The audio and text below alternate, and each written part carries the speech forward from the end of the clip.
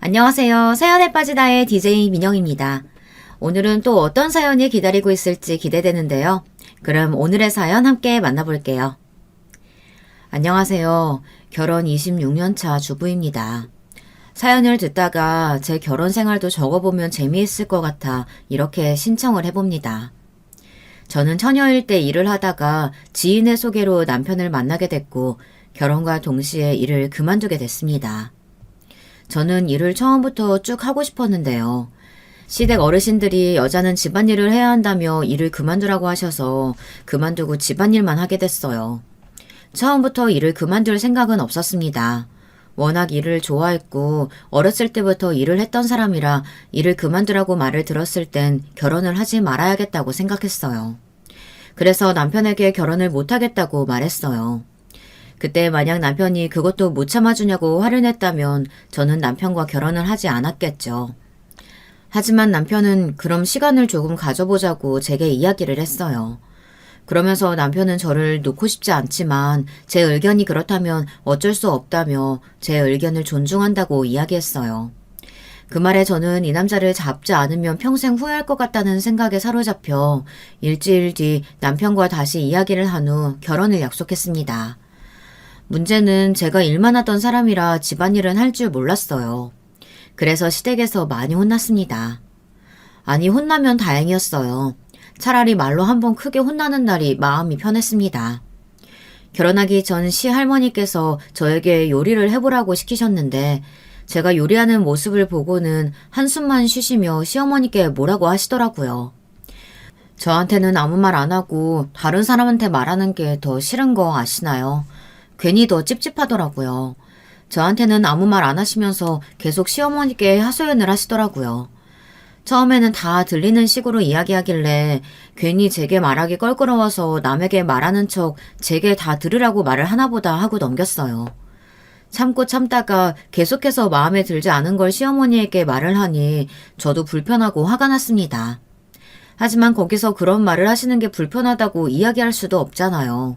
참는 것밖에는 답이 없었어요. 남편이 중간에서 너무 그러지 말라고 말은 했지만 그 말을 듣겠어요. 그냥 참을 수밖에 없었습니다.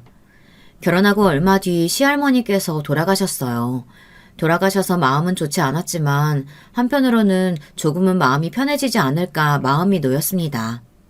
저 너무 못됐나요? 하지만 마음이 놓이는 것도 잠시 시어머니가 똑같이 행동을 하더라고요. 아니, 시할머니보다 더 심했어요. 시할머니는 그래도 제가 잘못한 것만 뭐라고 하셨고 나머지는 별 말씀을 하시지 않았는데 시어머니는 뭔가 그냥 제 욕이 아닌가 싶을 정도로 정도가 좀 지나쳤습니다. 그냥 제가 견뎌야 할 일인가 싶었어요. 근데 참는 것도 한계가 있다고 생각합니다. 사람이 계속 쌓이다 보면 힘들잖아요. 그렇지 않나요? 계속 그러니 더는 참기가 힘들더라고요. 여보, 당신도 알고 있지? 뭐가? 어머님이 할머님 그대로 따라하시는 거. 근데 요즘 더 심하시더라고. 나도 요즘 느끼기는 했는데 어머니랑 할머니랑 옆에 계속 붙어 다니셨잖아. 그래서 버릇이 됐나 보지. 내가 잘 말해볼게. 만약 그게 버릇이라면 다행이지만 한 가지 걱정되는 게 있었어요. 남편에게는 말하지 않았지만 시어머니께서 저를 싫어하는 것 같은 느낌을 받았거든요. 처음부터 그랬습니다. 처음 시댁에 방문해서 인사를 드릴 때 시어머니께서는 저를 마음에 들어하지 않으신 것 같았거든요.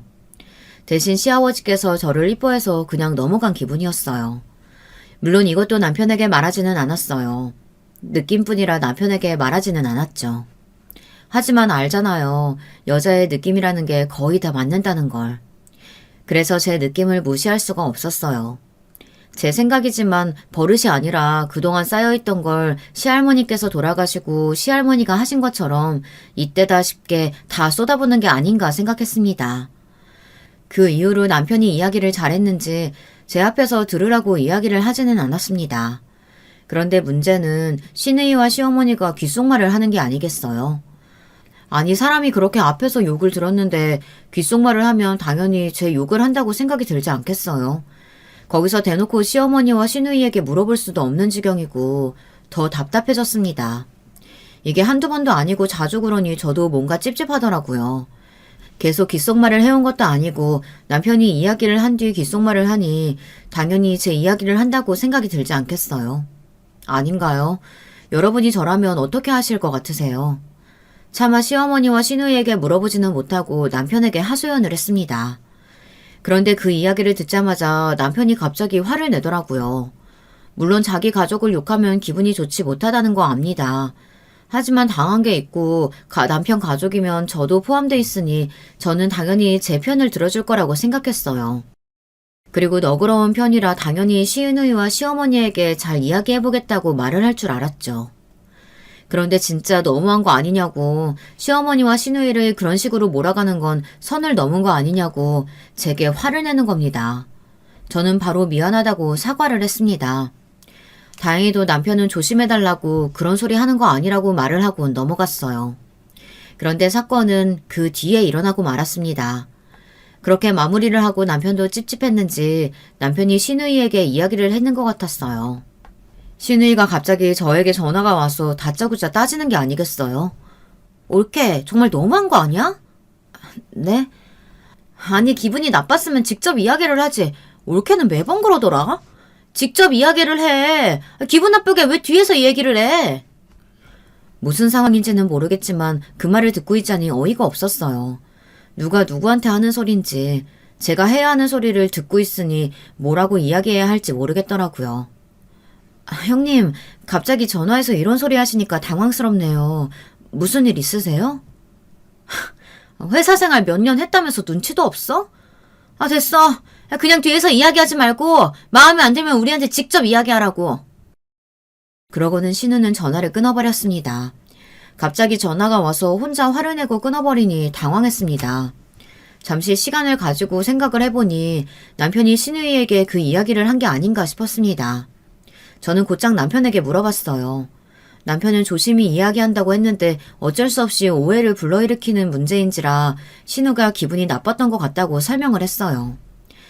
남을 욕하고 있냐고 물어보는 것도 참 웃기고 그걸 듣는 상대방도 맞으면 맞는 대로 찔려서 기분이 상하고 아니면 아닌 대로 자기를 그런 식으로 봤냐고 기분 나쁠 것 같다는 생각이 들었어요. 그러니 신우가 제가 말했다는 걸 눈치를 채고 제게 전화를 해서 화를 내는 거 아니겠어요. 이해는 가지만 그래도 바로 그런 식으로 화를 내니 저도 화가 나더라고요. 하지만 제가 어떻게 따지겠어요. 바로 시누이에게 전화를 해서 그런 게 아니라고 그냥 뒤에서 귓속말을 하니 기분이 좋지 않아서 그렇게 말을 했다고 섭섭했다고 이야기를 했습니다. 그런데 거기서 시누이의 말에 저는 참을 수가 없었어요. 시누이는 제 이야기를 듣다가 갑자기 제게 답답하다고 말을 하는 겁니다. 올케, 진짜 답답하다. 아니 그냥 그때는 그냥 죄송하다고 하면 되는 거야. 누가 뭐 이렇게 섭섭한 얘기 듣자고 그러는 줄 알아? 그리고 이왕 이렇게 된 거 솔직하게 이야기할게. 맞아. 솔직히 올케 이야기 좀 했어. 엄마가 올케를 좀 안 좋게 보길래 잔소리했는데 그것도 좀 그렇다고 이야기했잖아. 그것도 그 엄마가 참다가 도저히 안 되겠어서 귓속말로 이야기했는데 그걸 못 참고 또 이야기를 해? 그러고는 모든 사실을 다 이야기하더라고요. 아니 제 이야기를 한 게 맞잖아요. 그럼 제게도 사과를 해야 하는 거 아닌가요? 신우는 제게 사과 한마디 없이 뻔뻔하게 저보고 잘못했다고 이야기를 하더라고요. 형님, 그럼 결국 제 이야기 한 게 맞는 거면 저한테도 사과를 하셔야 되는 거 아니에요? 저 그것 때문에 힘들었었는데요. 솔직히 아니라고 하셨으면 제가 착각하고 혼자 어머님이랑 형님 나쁘게 만들어서 너무 죄송하다고 생각할 텐데요. 결국에는 제가 느낀 게 맞았잖아요. 그러면서 왜 저를 나쁜 사람으로 몰아세우세요? 정말 너무하시는 거 아니에요? 저 이런 식이면 형님 못 봐요. 아니, 어머님도 보기 싫어요. 라고 말이 너무 하고 싶었습니다. 하지 못했어요. 그냥 저는 죄송하다고 말할 수밖에 없었어요. 굳이 거기서 또 막 뭐라고 말해봤자 일만 더 벌리는 거라고 생각해서 그냥 죄송하다고 했습니다. 엄마한테도 죄송하다고 말씀드려. 올케 때문에 지금 엄마 알아 누우셨어. 저는 알았다고 이야기하고 전화를 끊었습니다. 그 뒤 바로 시어머니께 전화를 하고 죄송하다고 말씀드리고 그날 주말 바로 시댁에 가서 한 번 더 시누이와 시어머니께 사과를 했습니다. 그 이후로 저는 시댁에 가는 게 너무 싫었습니다. 물론 처음부터 좋았던 건 아니지만 더더더 싫더라고요. 더 싫은 건 뭐였는지 아세요? 다시 원점으로 돌아왔다는 겁니다. 아니, 더 심해졌어요. 어떤 식이냐면 국을 끓였는데 국이 좀 짜면 제게 국이 짜다고 말을 하면 되잖아요. 그런데 그걸 시누이 혹은 다른 사람에게 국이 좀 짜지 않니? 아닌가? 나만 그러니? 아, 어떻게 먹니? 이런 식으로 이야기를 하는 겁니다. 예전에 그래서 남편이 한 소리 했더니 말을 안 하고 귓속말로 제 욕을 하더니 그 사건이 있고 난 뒤 다시 원점으로 돌아온 겁니다. 더 심해졌다는 건 거기에 이제는 국이 좀 짜지 않니? 아닌가? 나만 그러니? 어떻게 먹니? 애미야 국이 너무 짜다. 이런 식으로 바뀌었어요.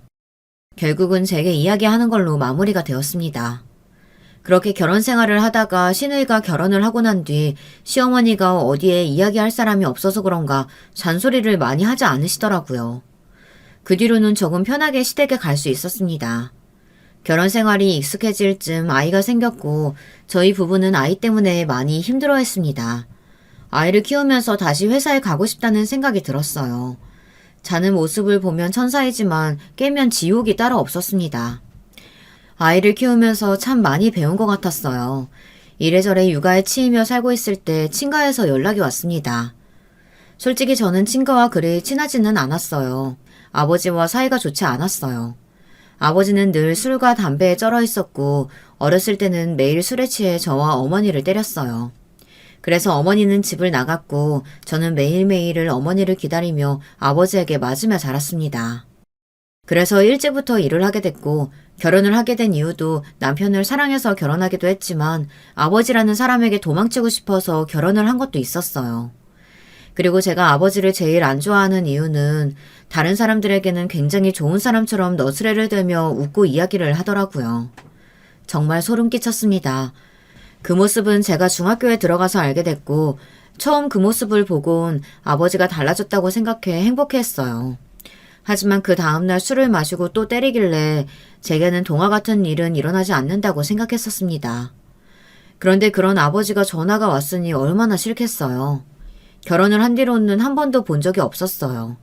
심지어 아들을 낳았을 때도 보러 오지 않았는데 갑자기 전화가 오니 불안했습니다. 아버지는 횡설수설 제게 안부를 물어보더니 200만 원을 빌려달라고 했어요.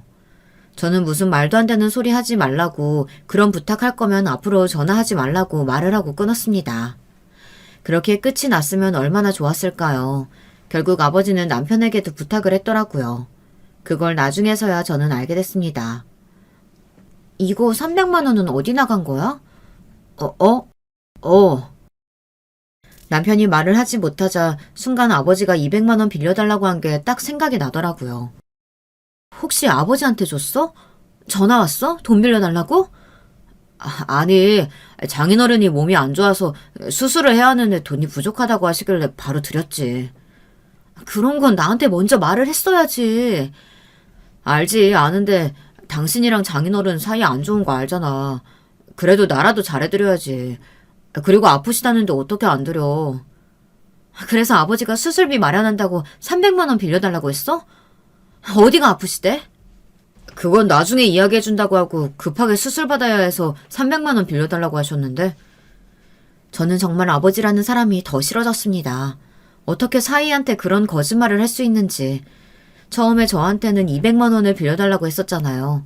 그런데 제가 안 되는 남편에게 전화해서 수술비를 마련해야 한다고 거짓말을 하고 100만 원이나 더 빌려갔잖아요.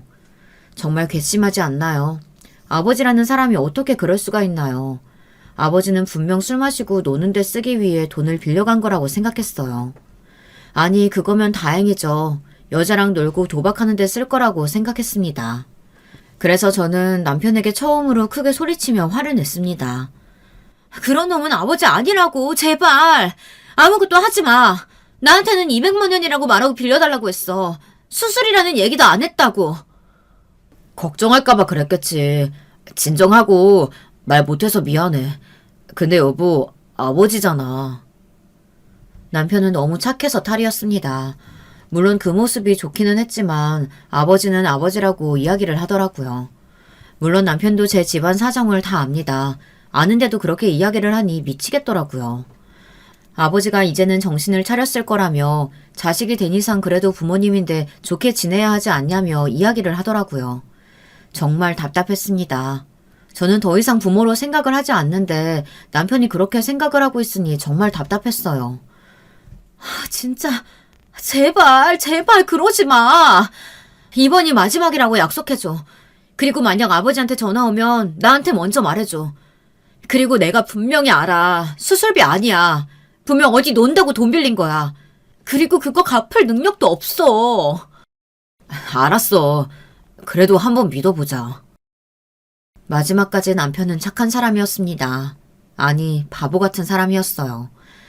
하지만 얼마 안 가 남편도 진실을 알게 되었어요. 다 늦은 저녁쯤 슬슬 잘 준비를 하고 있었는데 누가 문을 두드리는 소리가 들리는 거예요. 옆집에서 들리길래 무슨 일이 생겼나 나가서 확인을 하는데 아버지가 옆집을 저희 집으로 착각을 하고 몸을 세게 두드리다 실랑이가 벌어져 소란스러웠던 거였어요.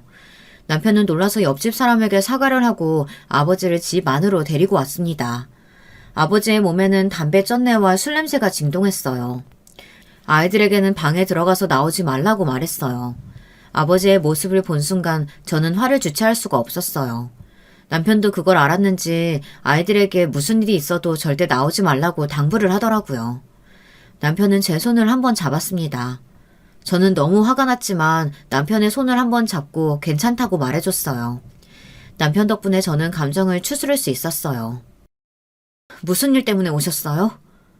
그게 아니고, 내가 수술을 해야 해서 수술비 빌려드렸잖아요.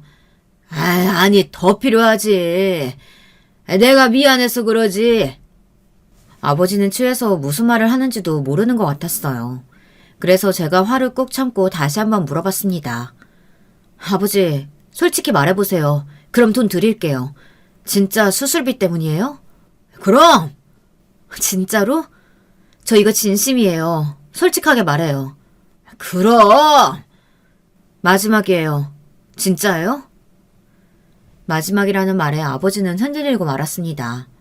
그 모습을 보고 전 아버지가 거짓말을 하고 있다는 걸 알게 됐어요. 아버지, 저 정말 그 다음부터는 안 물어요. 수술비 필요하시면 그럼 병원에 같이 가서 수술비 내드릴게요. 정말 수술비가 필요하신 거면요. 그제서야 아버지는 이건 아니라 생각을 하셨는지 말을 바꾸더라고요. 아니, 내가 생각을 해보니까 수술은 끝났고 그대가 일이 있어서 돈이 필요한데. 아버지는 말도 안 되는 말로 저희에게 이야기를 했습니다. 여보, 얘기했지. 아버지 안 바뀐다고. 수술? 그런 사람이 이렇게 술에 취해서 다녀? 남편은 아무 말이 없더라고요. 아마도 남편은 시아버지를 보고 희망을 품었던 것 같았습니다. 시아버지도 한때는 난폭했었다고 들었는데 시어머니와 재혼을 하신 뒤로는 사람이 달라졌다고 했어요. 그래서 희망을 품은 것 같은데 아버지의 모습을 보니 아니라고 생각했던 것 같습니다. 남편이 아버지께 더는 이런 부탁하지 말라고 찾아오지 말라고 말을 하더라고요. 그 말을 듣는 아버지는 갑자기 화를 내시며 책상에 있는 컵을 저희를 향해 던졌습니다. 순간 저는 어릴 적 맞고 자랐던 일이 떠올라 몸이 굳고 말았어요. 아버지는 분에 못 이겨 물건을 던졌습니다. 남편은 아버지를 말렸고 결국 남편은 아버지에게 맞고 말았어요. 그때 갑자기 경찰이 찾아왔습니다. 알고 보니 옆집 사람이 그 전에 경찰을 불렀는데 출동을 하고 보니 아버지가 저희 집으로 와 난동을 부리고 있으니 저희 집으로 찾아온 것이었어요. 결국 아버지는 경찰에 의해 쫓겨나게 됐고 저는 그 뒤로 아버지란 사람은 없는 사람 취급하겠다고 다짐을 했습니다. 남편도 미안하다며 자기가 너무 멋대로 생각을 한 것 같다며 사과를 하더라고요. 그 뒤로 아버지는 저와 남편에게 번갈아가며 전화가 왔었고 전화를 받지 않자 집으로 찾아왔지만 경찰을 불러 쫓아냈습니다. 그리고는 도박으로 신고하기 전에 얼씬도 하지 말라고 말을 하니 더는 저희 집에 찾아오지 않더라고요. 그렇게 저는 친정과 인연을 끊게 되었습니다. 어머니와 이미 없는 사람이었고 그나마 아버지란 사람이 제 가족이라고 생각을 했지만 결국엔 남보다 못한 존재가 되어버렸습니다. 그래도 마음은 홀가분했어요. 조금 슬펐던 건 아이들이 할아버지는 나쁜 사람이라고 말을 할 때 마음이 아프더라고요.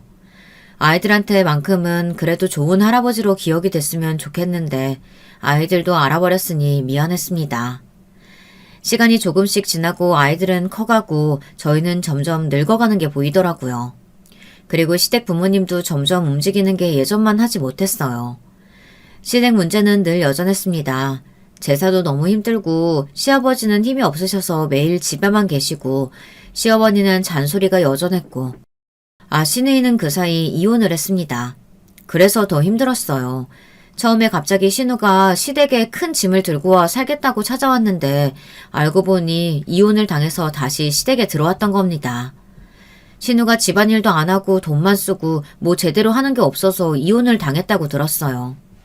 그래도 그런 것 때문에 이혼을 당했으려나 생각을 했는데 이건 나중에 알게 된 사실이지만 신우가 회사에 어린 직원과 바람이 났고 아주버님이 그걸 알아차려서 결국 이혼을 하게 됐다고 했습니다.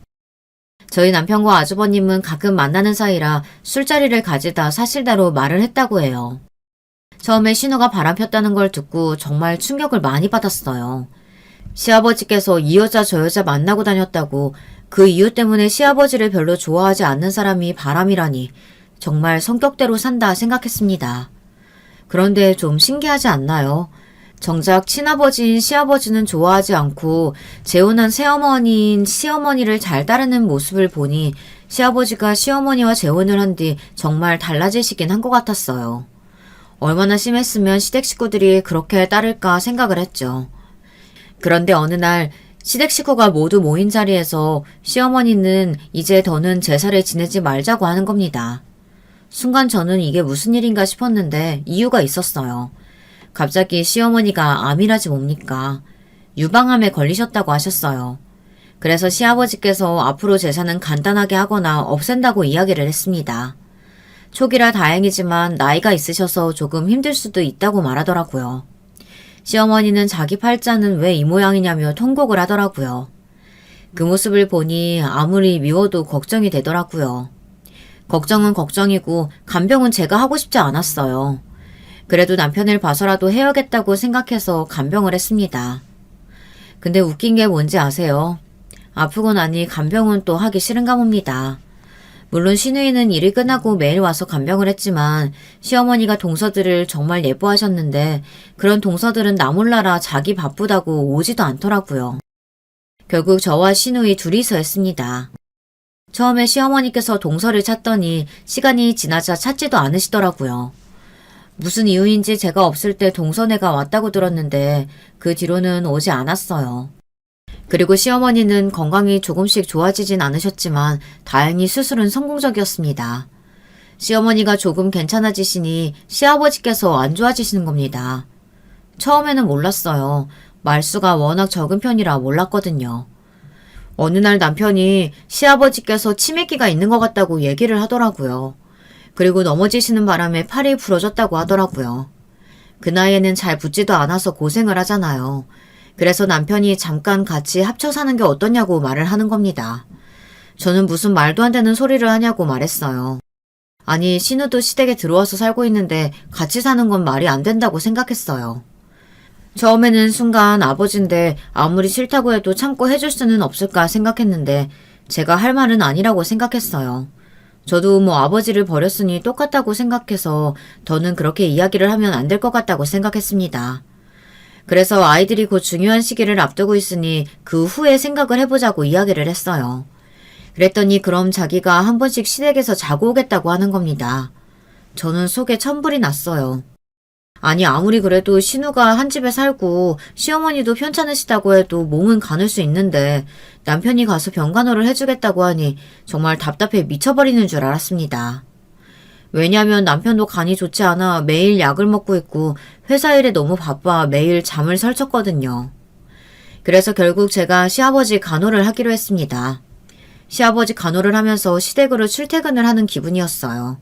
정말 회사 출퇴근과는 느낌이 너무 달랐습니다. 물론 제가 일을 좋아해서 그런 걸 수도 있지만 가기 싫었던 나를 생각해보면 그때와 비교할 수 없을 정도로 너무너무 싫었습니다. 시댁에 갔다가 아니 글쎄 시누이가 집에 있는 겁니다.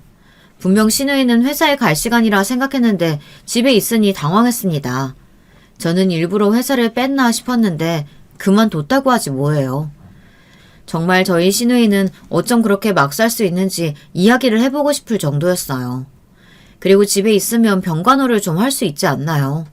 가만 보면 시아버지가 해준 돈으로 집, 차, 가방들은 다 들고 다니면서 병간호는 안 하는 게 참 못된 심보라고 생각이 들더라고요.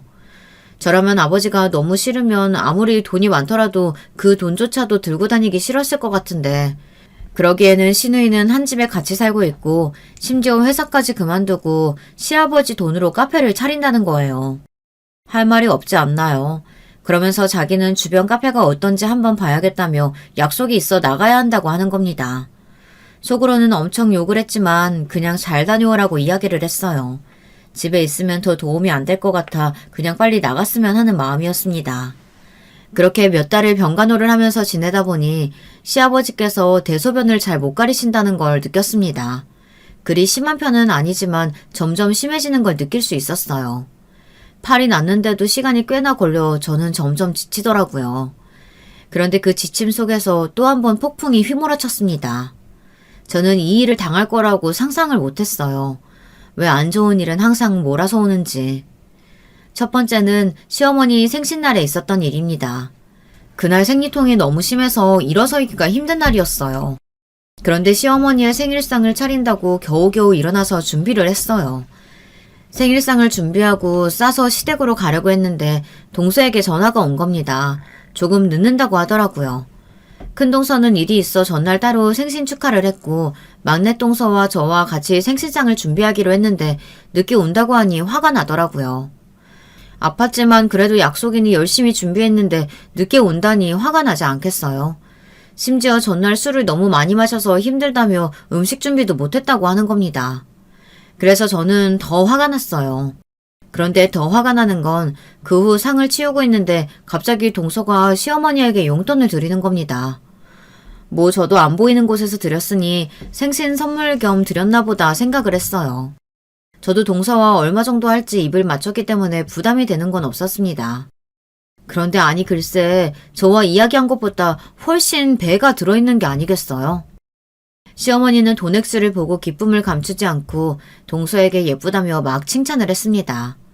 돈 잘 버는 며느리가 있어 좋다며 이야기를 하는 겁니다. 저는 그것도 서러웠어요. 아니 그전에는 여자는 집안일을 해야 한다고 회사를 그만두라고 이야기할 때는 언제고 사짜 직업 며느리가 있으니 그 이야기는 하지 않더라고요.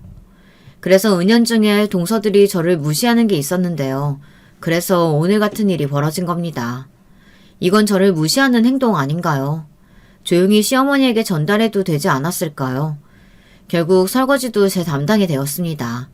하지만 몸이 너무 안 좋아서 동서에게 부탁을 했는데 동서가 자기도 힘들다고 하더라고요. 동서, 내가 몸이 안 좋아서 그러는데 설거지 좀 해줄래? 네? 형님, 저도 힘들어서 못할 것 같아요. 그리고 제가 좀 더 용돈 드렸는데 형님이 하는 게 맞지 않을까요? 동서, 그건 그냥 동서가 단독으로 드린 거 아니야? 솔직히 형님은 그 정도 줄 능력 되는 것도 아니잖아요. 저한테 맞춰서 줄 형편 되세요? 제 능력이 되니까 그냥 더 드린 거죠.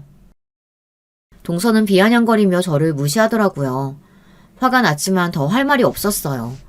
그리고 동서는 휙 가버렸습니다. 결국 제가 마무리 정리를 하게 됐습니다. 너무 서러워서 그날 밤 남편에게 말했어요. 솔직히 너무하지 않나요?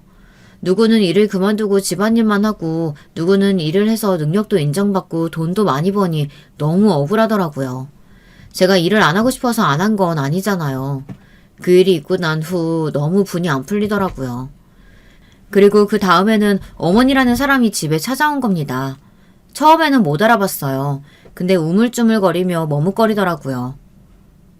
무슨 일 있으세요? 아니, 그게... 뭐라고 중얼중얼 거리더라고요. 네? 엄마라고. 저는 순간 놀라서 그 자리에 가만히 얼어 있었습니다. 가세요. 어머니를 못 봤으면 그리울 거라고 생각을 하겠지만 전혀 그렇지 않았어요. 보고 싶지 않은 사람을 보니 속이 뒤틀리는 기분이 들었어요. 몇십 년 만에 본 어머니는 많이 늙어 있었습니다. 그리고는 제게 하는 말이 동생이 있는데 동생이 너무 아프다고 돈 좀 빌려달라고 하는 겁니다. 어머니나 아버지나 돈. 돈이 아니었으면 저를 찾았을까요?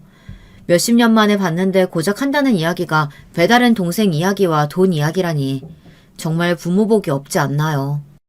그날 저는 펑펑 울었습니다. 아이들이 분명 알았을 테지만 저는 아이들을 신경 쓸 겨를도 없이 속상해서 울었습니다.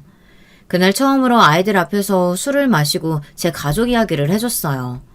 아이들은 저를 꼭 안아주면서 사랑한다고 말해주더라고요. 그때 처음으로 아이들이 저보다 어른 같다는 생각을 했습니다. 그리고 마지막으로 시어머니 때문에 힘들더라고요. 1년 뒤, 그러고 시어머니의 암이 다른 곳에 발견이 되었고 다시 입원을 해야 했습니다. 그때는 시아버지를 돌보느라 시어머니를 돌보느라 정신이 없었어요. 아무도 시부모님을 챙겨주는 사람이 없더라고요. 신우이는 카페에서 만난 남자와 연애하기 정신이 없었고 큰동서와 막내동서는 바쁘다고 그냥 안부 인사만 넣는 정도였어요. 시어머니는 그 전보다 나이가 드셔서 그런지 더 힘이 없으신 것 같았어요. 그래서 그런가 어느 날은 제게 이런 말을 하더라고요. 미안하다. 갑자기 시어머니께서 미안하다고 하시는 겁니다. 솔직히 나는 네가 질투가 났어. 어머님이 너를 굉장히 예뻐하셨거든. 나는 아무것도 없이 이 집에 들어왔는데 마음에 들어하지 않으셨거든. 알고 보니 시할머니께서 저를 예뻐하셨다는 겁니다. 그래서 일부러 더 시어머니가 제게 잔소리를 하지 못하게 시어머니께 먼저 이야기하고 뒤에서 그렇게 저를 예뻐하셨다는 겁니다. 제가 일을 잘하지도 않는데 왜 좋아하셨대요? 젊었을 때 자기를 보는 것 같았대. 잘은 모르겠지만 제가 시할머니의 젊을 때 모습이 보였나 봐요. 그럼 그때 그냥 저를 좋아해주지 왜 그렇게 질책했나 한편으로는 너무하다는 생각이 들더라고요. 그리고는 시할머니를 미워한 제 자신이 너무 부끄러웠습니다. 그걸 몰라주고 마냥 저한테 뭐라고 한다고 생각을 했으니까요. 그래서 내가 너를 미워했어. 처음부터 어머니께서 널 좋아하는 것 같더라고. 우리 집 양반도 그래. 너를 꽤 마음에 들어 하더라고. 그래서 질투가 났나 봐. 미안하다.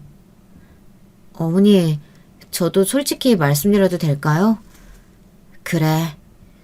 저 솔직히 어머니가 너무 미워요. 알지. 어머니랑 형님들 동서 다 절 무시하니 저 너무 힘들었어요. 그래. 왜 그랬는지는 모르겠지만 시어머니에게 모든 사실을 털어놓았습니다. 그날 처음으로 시댁 식구들에게 서운했던 마음이 가벼워졌어요. 그리고 그 다음날 시어머니는 돌아가셨습니다. 시어머니는 아셨나 봐요. 그래서 제 이야기를 다 들어주지 않았을까요? 그날의 일로 저는 시어머니에 대한 앙금이 다 풀렸어요.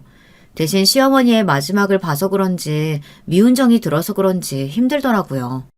남편도 정말 힘들어하고 무엇보다 시아버지께서 충격을 받으셨는지 아무 말도 하시지 않으시더라고요. 울지도 않으셨어요.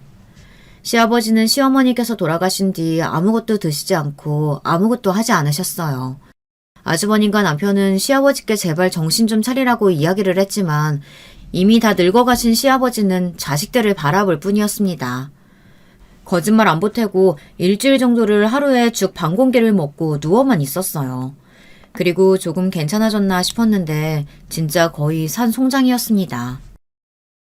아버지 우리 집에 모셔올까? 애들도 거의 컸고 아버지 돌볼 사람이 우리밖에 없잖아. 없기는. 아니 동서도 있고 형님도 있고 자식들도 다 있는데 없기는 뭐가 없어. 나도 힘들어. 그나마 집에 와서 쉴 수 있으니까 버티는 거지.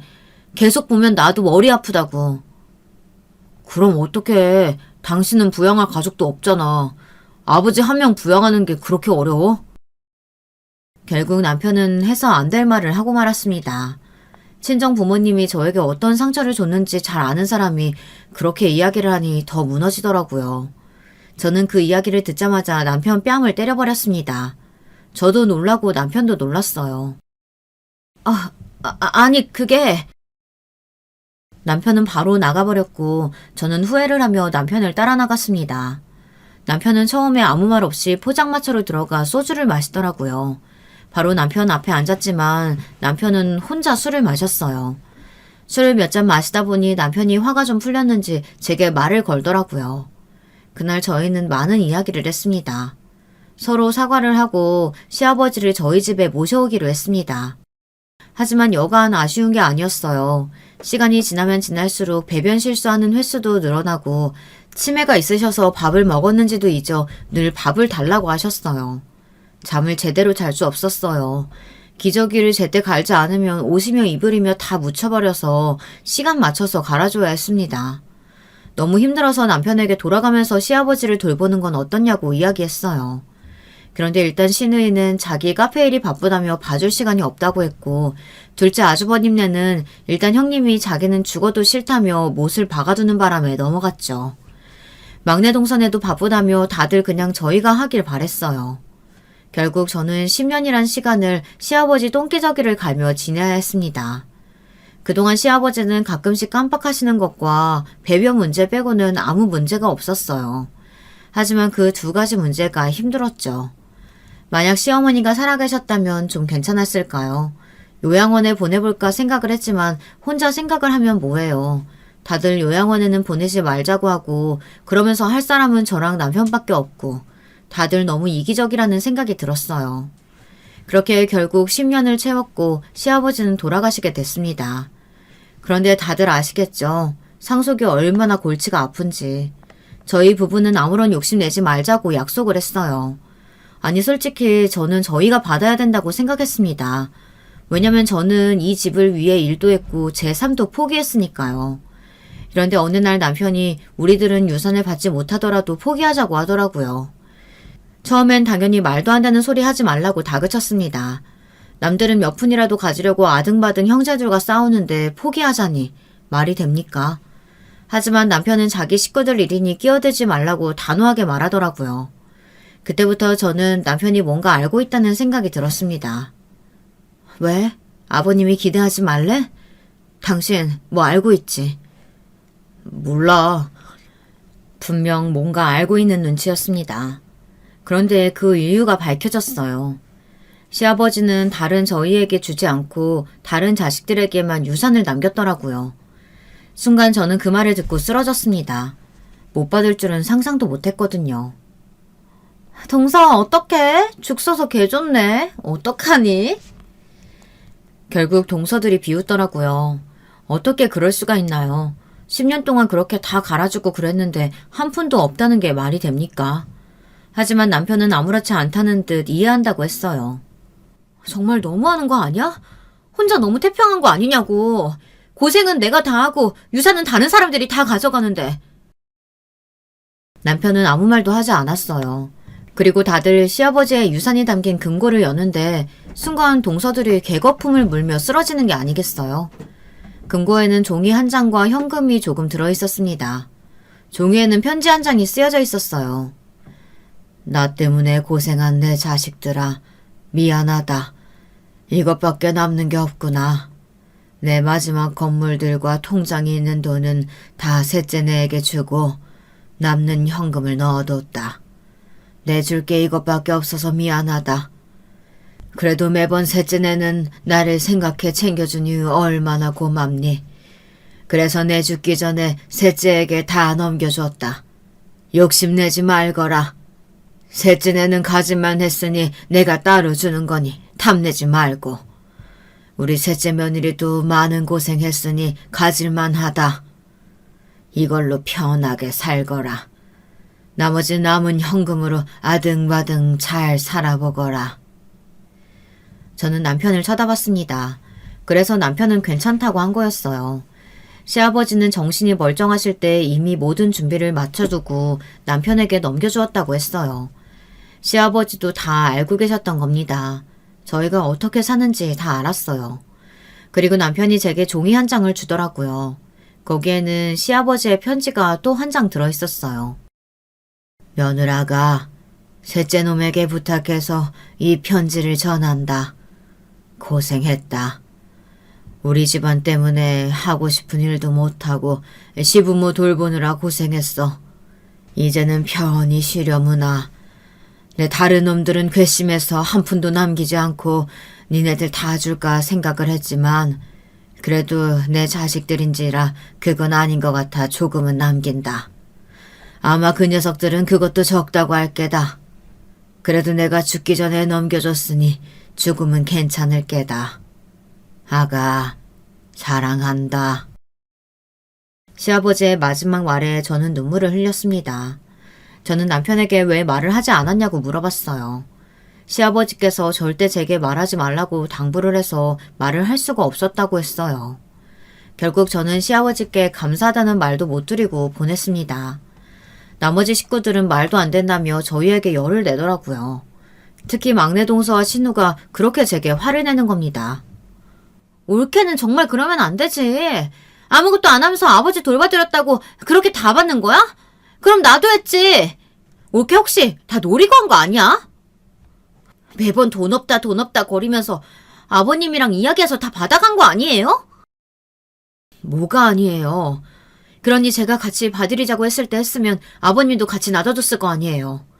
그리고 안 받은 것도 아니고 저한테 왜 그러세요?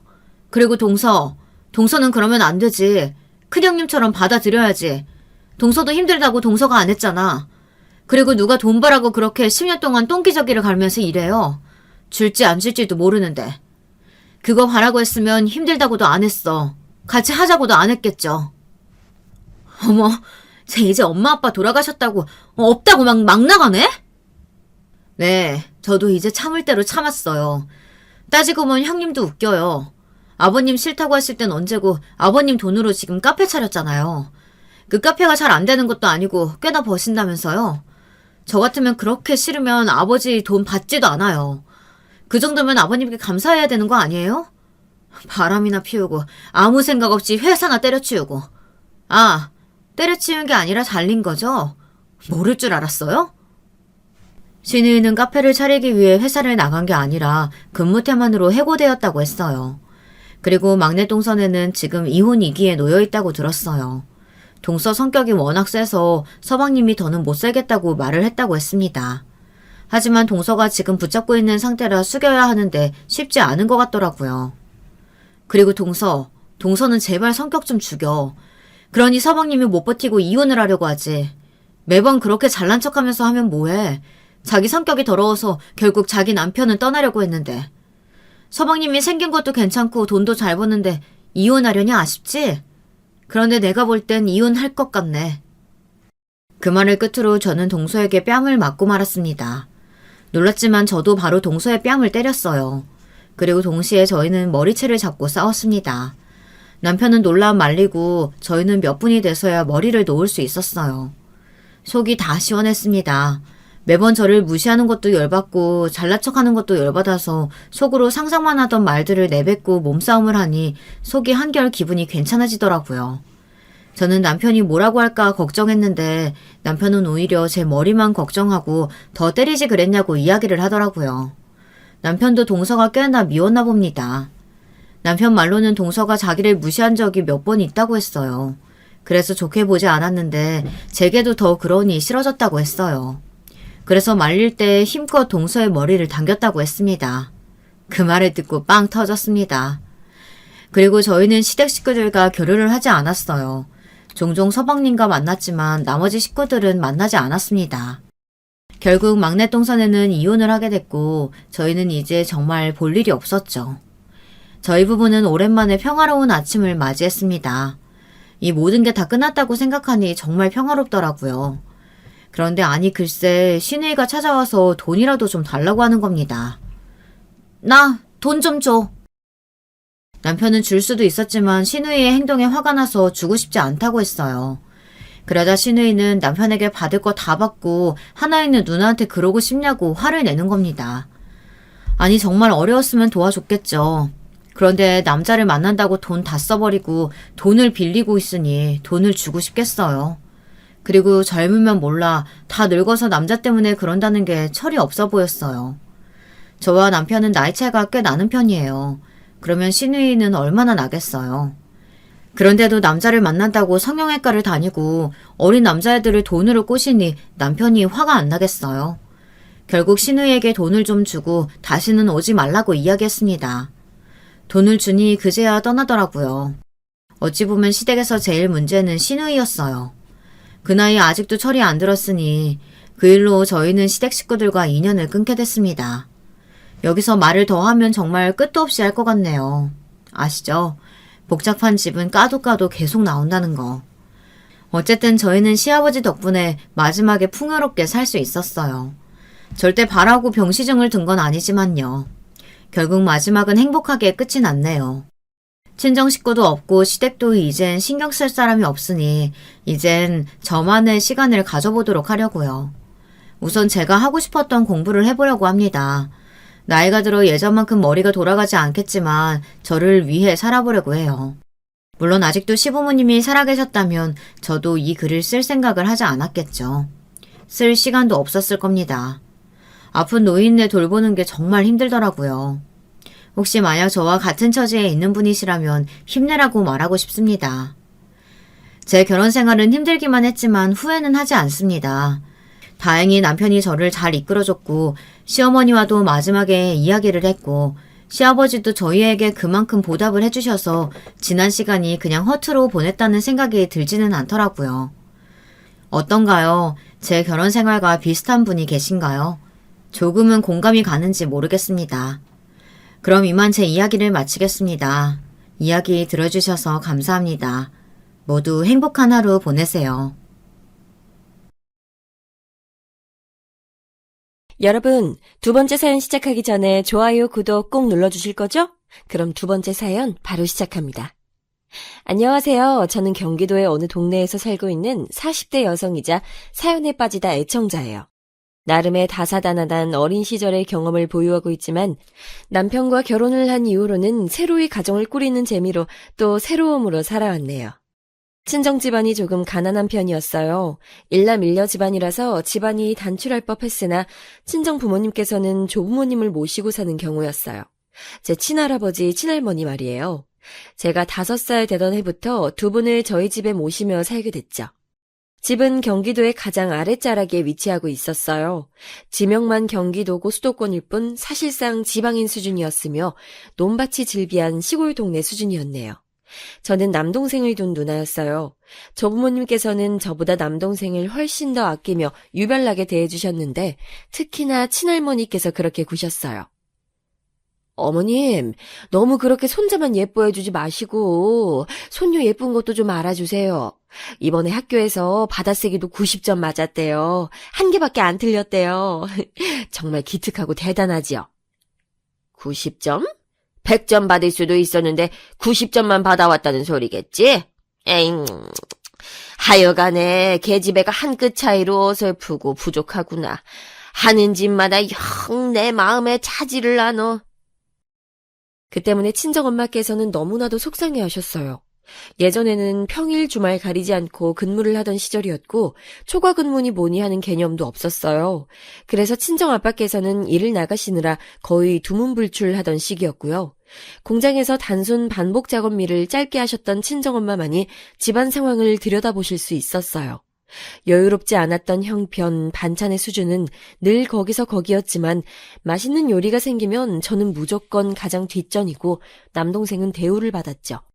저랑 남동생 둘이 먹으라고 친정엄마께서 간식을 만들어 놓고 일을 나가셨건만 친할머니께서는 그걸 숨겨 놓으셨다가 남동생한테만 다 주셨어요. 그걸 알고선 친정엄마께선 깊은 한숨을 내쉬셨죠. 저의 머리를 가만히 쓰다듬어 주시는 그 손길이 너무 서글픈 듯해서 정작 저는 제 서름을 토로하지 못했던 것 같아요. 저보다 고작 1살이 어려서 연년생이었던 남동생은 받아쓰기 점수를 개판으로 맞아와도 친할머니께서는 영특하다. 앞으로 실력이 늘어날 일만 남았다고 하셨지만 동그라미가 가득한 저의 시험 결과지를 보시면서는 못마땅하다는 듯 입술을 실룩거리셨죠.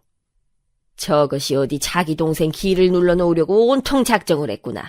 어디 감히 주제도 모르고 계집애가 남자 하는 일을 가로막고 망쳐놓으면 안 되는데.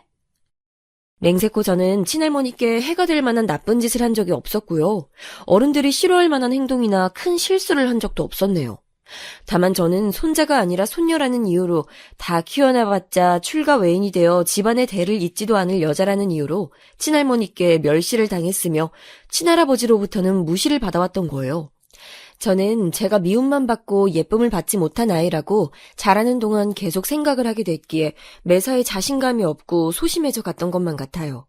친할머니께서는 제가 기가 살면 남동생의 기운이 죽는 거라고 주장하셨고요. 저는 집안에서 문지방을 밟을 수도 없었고 마음대로 먹을 걸 찾아 먹을 수도 없었어요. 다 금지당해 있었거든요. 그러나 남동생은 제재 한 번을 받지 않고 천상천하 유아독존이 되어갔습니다. 친정엄마께서는 제 편을 들어주셨지만 어렸던 남동생의 눈에도 다 보였던 거예요. 조부모님의 서열이 더 위라는 것, 그 두 분의 말씀에 결국 꼼짝 못하고 따라야 하는 친정엄마의 위치를 말입니다. 남동생은 머리가 클수록 막 나가기 시작했죠. 저를 우습게 깔보는 것은 예상된 수순이라 놀랍지도 않았고요. 친정엄마께도 막말을 퍼부으며 심지어 명령조로 말을 해댔어요. 남동생한테 친정엄마께서 잔소리를 하시던 상황이었는데요. 자기가 잘못한 것에 대해서 잔소리를 한참 듣고 난 동생이 씩씩거리면서 친정엄마께 이렇게 말했어요. 엄마, 자꾸 나한테 뭐라 그러면 할머니한테 다 이른다. 할머니한테 엄마 혼내달라고 말할 거야. 그러면서 손도 위로 확 치켜들더군요. 마치 친정엄마를 당장이라도 한 대 칠 것처럼 말이에요. 친정엄마께서는 몹시 충격받으신 듯 보였고 몰래 그 광경을 훔쳐봤던 저 역시도 많이 놀랐어요. 다음날 친할머니께서는 친정엄마를 나무라셨죠. 별것도 아닌 일로 애 잡지 말라고요. 그러니 점차 친할머니와 친정엄마 사이에는 감정의 골 같은 게 깊어지고 말았어요. 친할아버지께서는 철저한 방관자였고 친정아빠는 집안일에 신경 쓰기 싫어하시며 거의 공기처럼 지내셨네요. 남동생이 밥상 위에 올려진 반찬통을 실수로 바닥에 몽땅 엎어버렸을 때 억울하게도 제가 혼났는데요. 그때 확실하게 깨달았던 것 같아요. 저는 죽었다 깨어나도 친할머니의 마음속에서 남동생을 이길 수 없다는 걸요. 그리고 저는 아무것도 하지 않아도 심지어 좋은 행동을 한다 해도 오로지 미움만 계속 받을 뿐인 허수아비보다도 못한 존재라는 걸요. 갈수록 저는 집안에서 말수를 잃어갔고 남동생에게 등을 걷어차이거나 머리를 후려맞아도 아무런 반응을 하지 않는 지경이 됐어요. 반응을 보여봤자 상대만 신나는 일이더라고요. 친정엄마께서는 조부모님 그리고 친정아빠와 점차 갈등을 빚어갔고요. 남동생을 보면서도 어느새 친정엄마께서는 애정어린 착잡함이 묻어났던 이전의 시선과 달리 무심하면서도 많이 지친 눈빛을 하고 계셨어요. 그걸 제가 알아차린 지 얼마 지나지 않았을 때였죠. 친정엄마께서 저를 집 밖으로 불러내시더니 둘만 있는 곳에서 이렇게 말씀하셨어요. 청이야, 아주 만약에 말이야. 엄마랑 이 집 나가서 살면 어떨 것 같아? 여기를 멀리 떠나서 엄마랑 둘이 따로 살게 되는 걸 어떻게 생각해? 지금 당장 대답하지 않아도 좋아. 근데 엄마는 우리 청이가 진지하게 고민을 해줬으면 해. 오늘부터 깊이 생각해줘. 엄마 부탁이야. 알았지? 곰곰이 친정엄마의 발언을 곱씹어보던 제 심장이 철렁 내려앉았어요. 그게 무얼 뜻하는지 알아버렸으니까요. 제 나이 12살, 요즘에야 초등학교 5학년들도 알 거 다 안다고 하지만 당시에 저는 많이 어렸던 것 같아요. 무작정 겁부터 났고 심장이 두근두근 돼서 깊은 고민을 할 수도 없었답니다. 그 후로 저는 친정엄마의 눈치만 살살 보면서 지냈죠. 그리고 종종 악몽에 시달렸어요. 그건 주로 친정엄마께서 저를 두고 어디론가 사라지셔서 제가 나머지 가족들로부터 모진 괴롭힘을 당하게 되는 내용이었죠. 불안한 마음만 안고 지내던 중이었는데 어느 깊은 밤중에 친정 부모님께서 싸우시는 소리를 듣고 잠에서 깨어났어요. 좁은 집, 게다가 방음도 열악했기에 다 들릴 수밖에 없었죠. 때때로 악몽에 시달리느라 잠을 설치던 시기에 저였기 때문에 더욱 눈이 떠졌었고요. 살그머니 현장에 다가가 보니 친정 부모님께서 감정적으로 말씀을 주고받는 중이셨고 이윽고 친할머니께서 합류하시더니 친정아빠의 편을 드시는 게 보였어요. 친정엄마를 향해서 우라질 년, 나긋나긋하게 굴지 못하고 되바라진 년, 이렇게 친할머니께서 욕을 하시는 모습에 저의 주먹에는 힘이 들어갔고요. 내내 잠자리를 뒤척거렸던 그 밤이 지나고 이튿날 친정엄마께서는 저에게 따로 말씀해 주셨네요. 청이야, 너 아빠랑 살래 아니면 엄마랑 살래? 엄마랑 살면 대신 여길 떠나야 돼. 전학도 가야 되고 친구들도 새로 사귀어야 돼. 엄마는 우리 청이가 하고 싶다는 대로 따라줄 생각이야. 난 엄마랑 살 거야. 아빠랑 살면 여기에 내가 남아야 되잖아. 엄마 없이 남겨지는 거잖아. 나 무서워. 상상만 해도 무서워서 싫어. 그러니까 엄마 따라갈 거야. 엄마, 나 두고 떠나면 안 돼. 나 꼭 데려가야 돼. 알았지? 가족들이랑 사는 집에서 무서워하다니. 청이야. 엄마가 정말 너한테 미안한 게 많다. 엄마가 너무 아둔하고 못나서 너한테 이런 환경 준 것 같아서 미안해. 이렇게 안 살아도 됐을 텐데. 부잣집에서 태어났으면 우리 청이가 걱정 없이 웃으면서 살았을 텐데. 친정엄마께서는 숨죽여 흐느끼셨어요. 그리고 저는 13살이 되던 초겨울에 그 동네를 나머지 가족들을 떠났습니다. 재채기 한번 편하게 마음 놓고 할 수 없었던 그 집을 떠나던 날 남동생은 무척 신이 나 보였어요. 엄마랑 누나가 떠나면 집에 자기 공간이 많아지니까 좋다 그랬습니다. 자기를 좋아하는 사람들하고만 살게 돼서 행복하다고도 그랬고요. 기분이 정말 묘하더군요. 남동생과 저는 남매로 태어났으되 남매 간의 끈끈함이나 한 가족으로서의 애정이 서로에게 없었네요. 그렇게 되지 못하도록 철저히 남매 사이를 갈라놓았으며 또한 모자 사이를 갈라놓았던 친할머니께서는 친정엄마와 제가 떠나는 모습을 보지도 않으셨어요. 꼴도 보기 싫으니 빨리 썩 꺼져버리라고 말씀을 던지신 게 전부였죠. 만약 조부모님을 모시고 살지 않았다면 친정 집안의 모습이 어땠을지 가끔은 의미 없는 가정을 하고는 합니다. 아쉬운 부분이 많아서 그런 듯해요. 의기양양하게 굴었던 남동생은 막상 친정엄마께서 돌아서자 갑자기 울상이 돼서 쫓아왔었어요. 엄마, 그럼 이제 진짜로 다시 안 오는 거야? 나 안 보는 거야? 왜? 엄마 그냥 안 가면 안 돼? 가지 마! 그러자 친정엄마께서 부드러운 동작으로 남동생의 손길을 떼어놓으시더니 남기신 말씀이 엄청났네요. 청서가, 네가 이러면 엄마가 할머니한테 혼나. 엄마는 더 이상 할머니한테 혼나고 싶지 않아. 우리 청석이는 똑똑하다고 매일 칭찬받는 아이니까 엄마 말이 무슨 뜻인지 이해하겠지? 미소 지으면서 친정엄마께서 그런 말씀을 하신 것에 남동생은 무척 당혹한 듯 보였어요. 저는 충동적으로 친정엄마의 손을 붙잡아 버렸고 맞잡은 손에 따라붙은 남동생의 시선을 느끼며 그대로 떠나버렸죠. 나중에 안 것이지만 조부모님께서는 친정엄마와 제가 떠나버리면 친정아빠에게 좋은 여자를 구해다 줄 거라고 그렇게 말씀을 하신 바 있더더군요. 어른 말씀에 굴복하지 않고 자기 생각을 말하는 건방진 며느리와 쓸모없이 눈에 거슬리는 손녀 따위 없어져도 조부모님께서는 전혀 상관이 없으셨나 봐요. 친정아빠께서는 워낙 당신의 부모 말씀이면 따르는 분이셨으니 이견이 없었겠죠. 저는 친정엄마와 함께 멀리 외갓집 근처에 다다랐고 그 동네에서 성인이 될 때까지 살았어요. 가난했고 풍족하지 못했습니다. 그러나 마음은 편안했어요. 하도 당하고 살았던 것에 후유증이 있었는지 저는 친할머니와 비슷한 외모의 어르신만 보면 몸이 얼어붙곤 했네요. 또한 남동생처럼 느껴지는 그 또래의 남자애가 시끄럽게 떠드는 목소리가 들려오면 속이 울렁거렸고요. 제 길을 어떻게든 눌러놓으려고 혈안이었던 그 사람들의 노력이 꽤나 먹혔던 셈이 되고 말았네요. 친정 집안이 가난한 데다가 화목하지 못했기 때문에 저는 스스로 이걸 제 약점이라고 여겼던 것 같아요.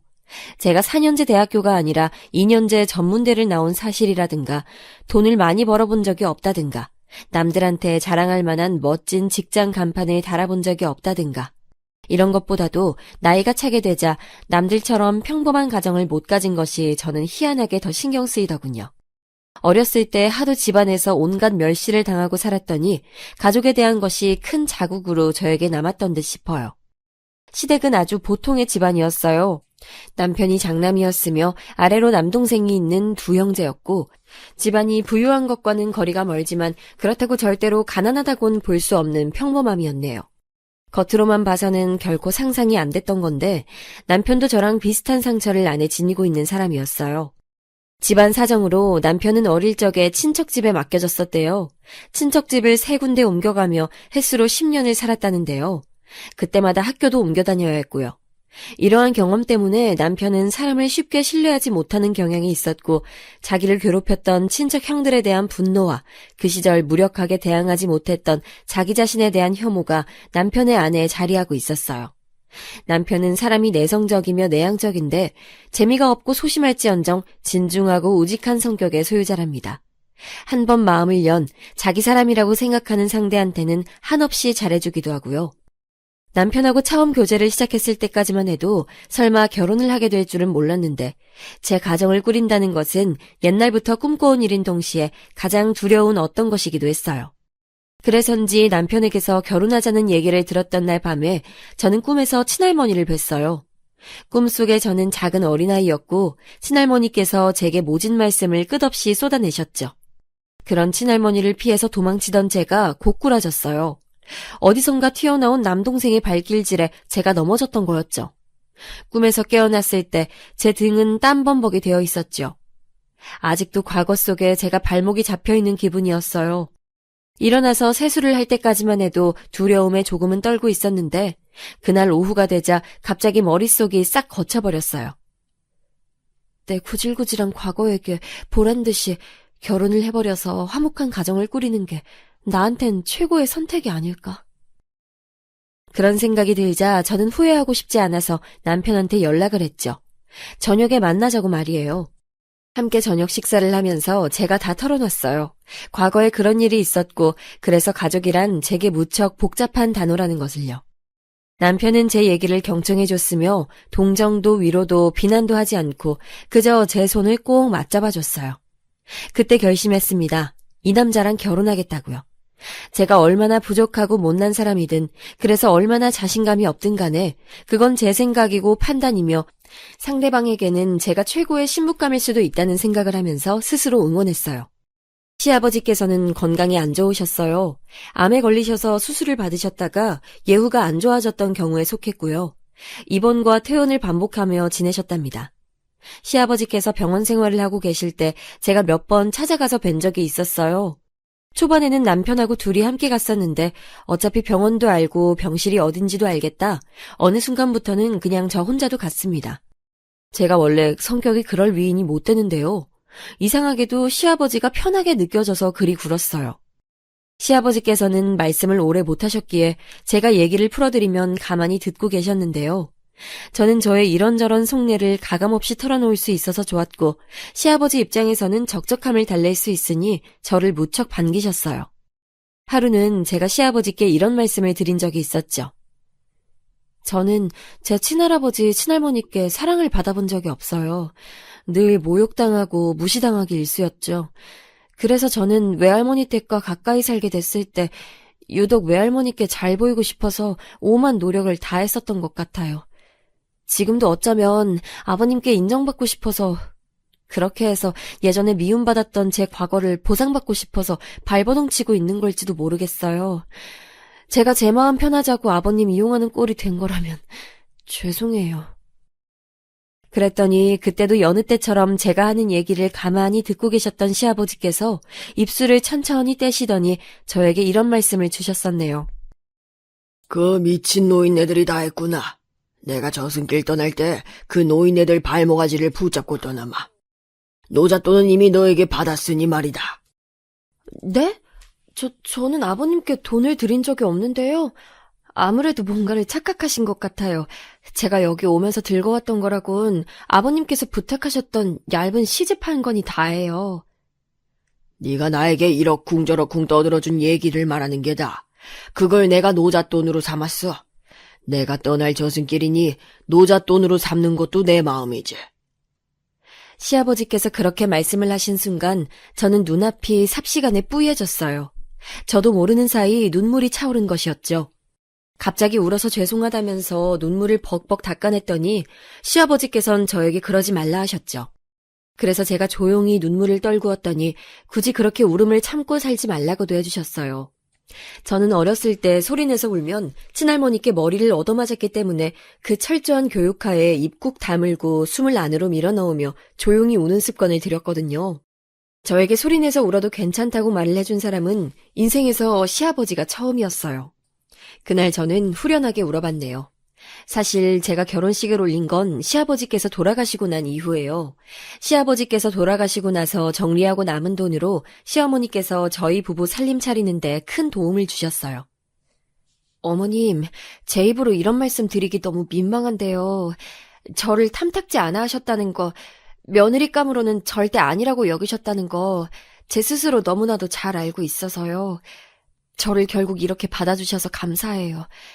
어머님 마음에 안 차는 거 알고 있기 때문에 제가 앞으로 노력 많이 하면서 그렇게 살게요. 아유, 그것도 처음에나 얘기지.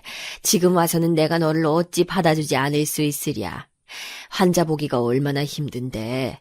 간병 앞에서는 효심도 우애도 뭣도 없다고 하잖니. 우리 그 양반 몸이 안 좋아서 지난 수년간 얼마나 우울하고 힘들어했는지. 그걸 알면서도 지켜보는 입장에서도 점차 괴로워져서 모른 척 외면할 때가 많았어. 근데 네가 마지막 그 양반의 한 줄기 빛이 되어 주었어. 네가 이제 우리 집안 식구가 됐고 맏며느리로 들어왔으니 내가 편히 하는 말이지만 네 아랫사람인 작은 며느리 돈 있고 사는 게 풍족하면 뭘 하니? 지 시합이 아파서 들어앉아 있는 병원에 한 번 얼굴을 디밀 줄 모르는데 그거 보면서 네가 진정 됨됨이가 좋아 보이더라. 비교돼서 더 그렇더라. 우리 그 양반 숨 거두기 전부터 이미 너는 우리 며느리였어. 너도 참 다 알면서 그러니. 시어머니와 이런저런 대화를 나누면 진솔한 마음의 교류가 되는 것 같아서 좋은 기분이 들었던 듯 싶어요. 시어머니께서는 저희 친정엄마와도 잘 지내셨습니다. 어딘가 인생의 달관을 하신 듯 초연하신 친정엄마, 그리고 매사 허심탄회한 자세를 고수하시는 시어머니는 비슷하면서도 통하는 구석이 있었던 것이겠죠. 해준 것 하나 없건만 시집을 알아서 잘 가니 신기하고도 기특해 죽겠다며 제 결혼에 친정엄마께선 눈물바람으로 기쁨을 표현해 주셨네요. 결혼 직후에는 외할머니를 모시고 저랑 남편이랑 바닷가도 가고 공기 좋은 산골짜기도 가고 그랬고요. 건강하셔서 아직 거동이 가능하실 때 어디든 모시고 가고 싶어서 그리했던 건데 아직까지도 정정하세요. 매년 더 늦기 전에 앞도 안 보이고 걷기도 어려워지기 전에 어디라도 한 번 더 다녀오고 싶다고 외할머니께서 말씀하시는데 정작 건강 상태가 너무 좋으시니 모두가 신기해할 따름이랍니다. 제가 결혼한 이후 얼마 지나지 않아서 친할아버지께선 돌아가셨어요. 그리고 딱 이때부터 친할머니의 치매 증세가 악화됐습니다. 원래는 치매기가 좀 있으셨어도 댁에서 지내시며 일상생활 보내시는 데는 지장이 없었을 정도였대요. 근데 친할아버지께서 세상 떠나신 직후부터 치매가 확 심해져서 시설의 도움 없이는 힘들어졌다고 하더군요. 얼마 지나지 않아서 친할머니께선 전문시설로 들어가셨죠. 돌아가실 때까지 아마 나올 수 없을 그곳으로요. 그렇게 되자 친정아빠께서는 무척 원망을 하셨고요. 원망의 대상이 뭐였냐고요? 달리 있겠나요? 친정엄마랑 저였죠. 저희 두 사람이 옛날에 떠나지만 않았어도 인생이 이따위로 흘러가진 않았을 거라면서 친정아빠께선 분개하셨답니다. 그 애지중지하는 남동생은 어째서 자기 조부모와 부친을 부양하고 있지 않았는가를 따져보자면 본인 코가 석자라서 그랬더군요. 학교 다닐 때도 교우 관계를 어려워하고 학업 성적도 개판이었다던 제 남동생은 성인이 되고 난 이후부터는 자잘한 사고를 그렇게나 쳐댔대요. 그러다가 한 번은 정말로 감옥에 갈 뻔했다고 합니다. 남동생이 친 사고로 들어간 합의금만 해도 피눈물 날 만큼 커다란 금액이라고 하니까요. 보통 사고 뭉치가 아니었던 것이죠. 철은 안 들고 나이만 먹은 남동생은 대학 졸업이나 취업은커녕 집구석에만 틀어박혀 있는 청년이 되어 있었어요. 그나마 친할아버지께서 돌아가시고 난 이후부터는 편의점 아르바이트를 시작했다고 했죠. 주 3일 근무로 평일 야간 시간대라고 했어요. 사람을 가장 적게 마주칠 수 있는 근무 시간이라고도 볼 수 있죠. 그거라도 하면서 바깥 공기 마시고 몇 푼이나마 버는 게 신기하고 다행이라면서 친정아빠께서는 씁쓸한 웃음을 지으셨어요. 그러게 애를 그렇게 키우지 말지. 내가 그토록 말했었는데 경고했었는데 애를 무작정 싸고 돌면서 그릇된 행동도 옳다고 가르친다면 그건 애를 영영 망치는 길이 될 거라고. 근데 당신도 당신 어머니도 내 말 무시했었지. 오히려 나보고 입 닥치라 그랬었지. 애는 아무 잘못 없어.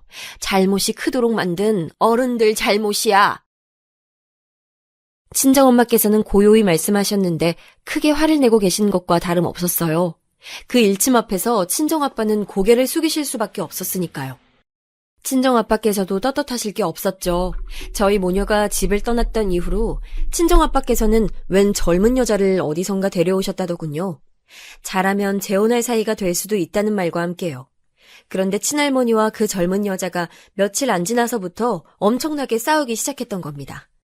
가운데 낀 친정아빠께서는 이러지도 저러지도 못하면서 그냥 상황을 방관하셨고, 그러던 어느 날 젊은 여자가 사라졌대요. 친할머니께서 거의 당신의 평생 동안 애지중지해 오신 옷가락지를 훔쳐들고, 그것뿐만 아니라 돈이 될 만한 거라면 모조리 챙겨서 감쪽같이 사라져버렸다고 합니다. 저도 친할머니의 그 옷가락지가 뭔지 알고 있는데 도둑 맞았다는 그 얘기에 놀랐네요. 배신당한 충격에 친정아빠께서는 의욕을 상실하셨고 친할머니께서는 가슴을 치고 우셨으며 집안 분위기 개판이라고 그때부터 친할아버지께서는 엄청난 불만을 터뜨리기 시작하셨고 이런 어른들의 모습을 남동생은 고스란히 보면서 살아온 거죠. 좋은 영향을 받았을 리가 없어요. 친할머니께서 완연해진 치매로 시설에 들어가신 날 친정엄마와 함께 오랜만에 그 지역을 찾았던 저는 어쩌면 친정아빠나 남동생과 다시 교류를 하며 지낼 수 있지 않을까 하는 생각을 슬며시 했었어요. 그 두 사람이 사과를 해준다면, 먼저 손을 내밀어준다면 그리 할 수 있을 것 같았어요. 그런데 친정아빠께서는 저희 모녀에게 오만 난리를 쳐대셨고 100만 원을 뜯어내고 나서야 진정하셨습니다. 그리고 저를 향해서는 네 동생 안 불쌍하냐는 질문을 몇 번이고 하셨지요. 지금은 내가 사지멀쩡하다지만 몇 년만 지나봐라. 어떻게 될지 모른다.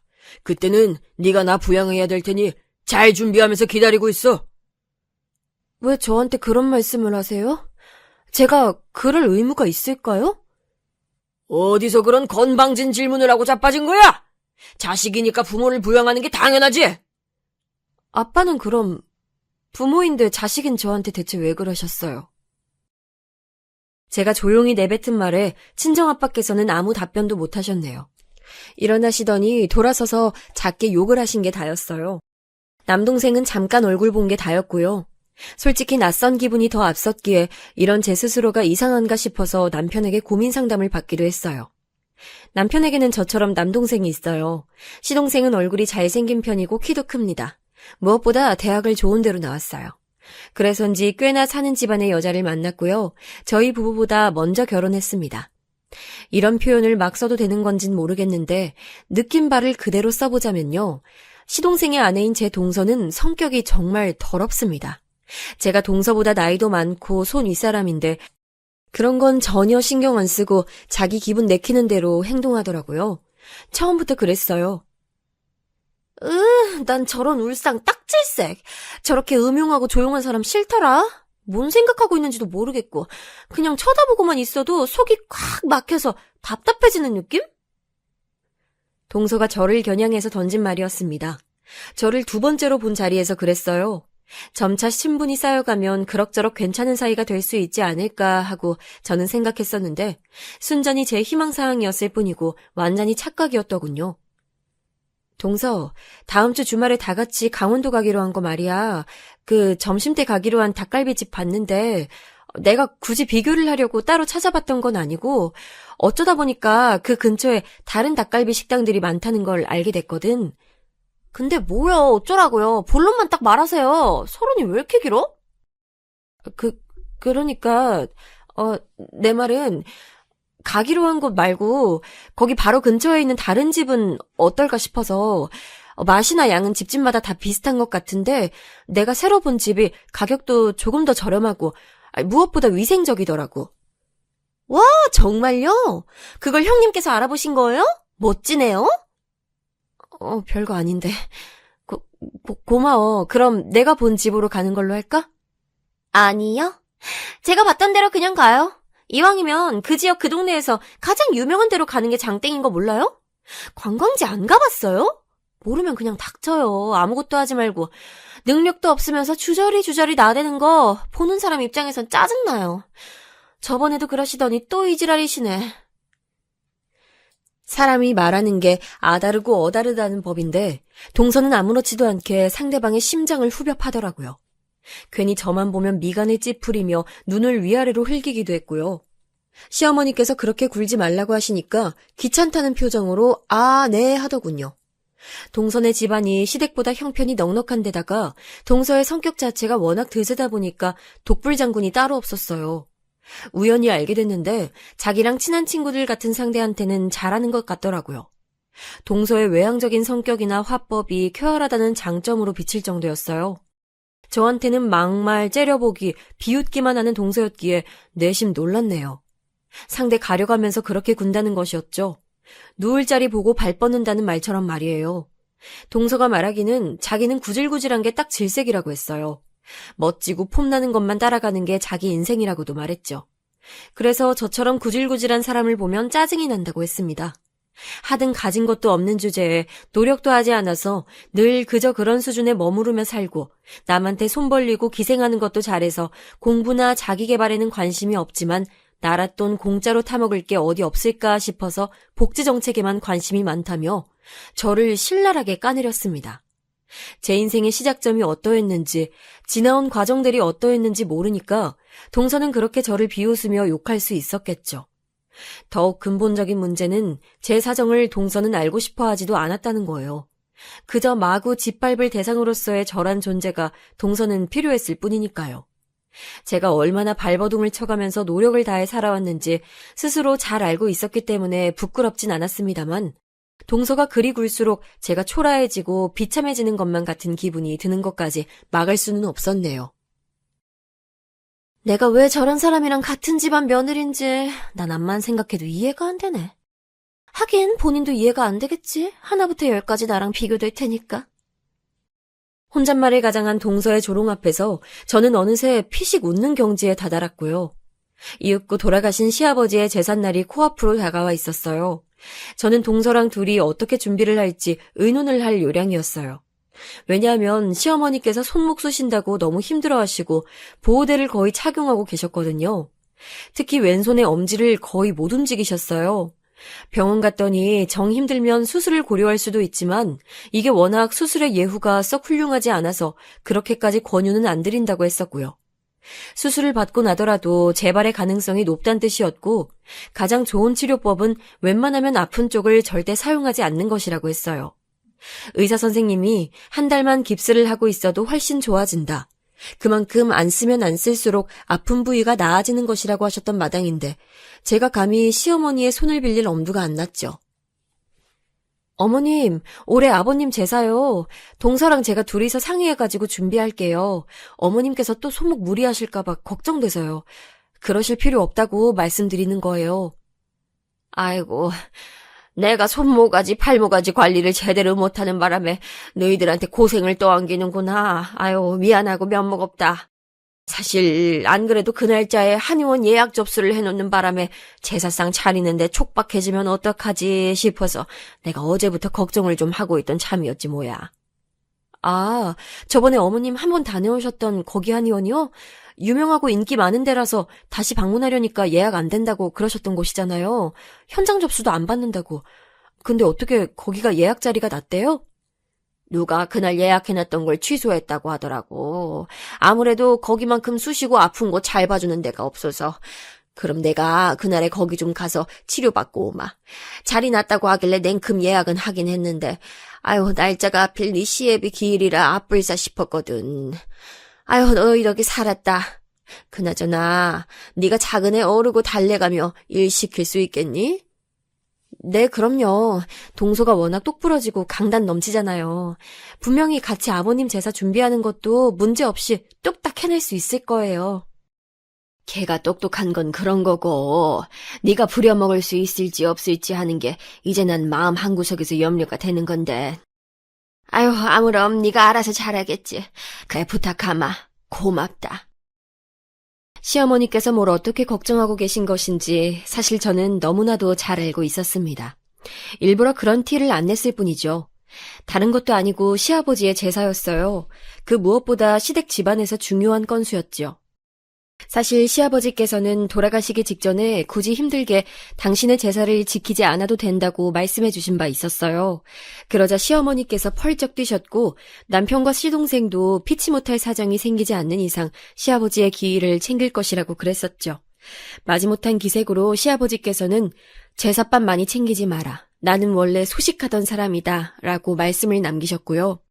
간소하되 정성이 들어간 제사를 준비할 작정이었어요.